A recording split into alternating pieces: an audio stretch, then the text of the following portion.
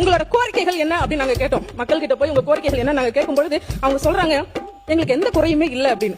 என்ன எந்த குறையுமே இல்லையா? ஏன் அப்படி சொல்றீங்க? ஒரு குறை கூட இல்லையா அப்படின்னு நான் கேட்டேன். அதுக்கு அவங்க சொன்னாங்க அடிப்படை வசதிகள் ஏதாவது இருந்தால் தானே அதில் குறை என்று ஒன்று இருக்கும். வசதியா இல்லாத பொழுது எப்படி குறை இருக்கும் என்று எங்கள்கிட்ட கேட்டாங்க.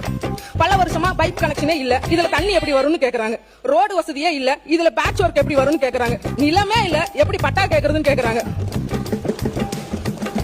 மாண்புமிகு பேரவைத் தலைவர் அவர்களே, இந்த ஆனால் அப்படிங்கிற வார்த்தை எவ்வளவு சக்தி வாய்ந்தது தெரியுங்களா? இந்த ஆனால் அப்படிங்கிற வார்த்தைக்கு நிறைய சக்தி இருக்கு.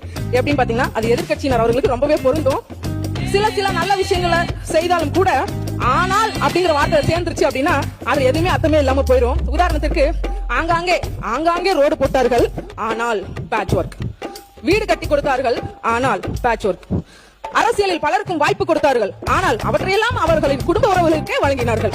பாலம் கட்டினார்கள், ஆனால் கான்ட்ராக்டர்களை தனது கைக்குள்ளேயே வைத்திருந்தார்கள். இன்னும் இப்படி பல ஆனாக்கள் உள்ளன.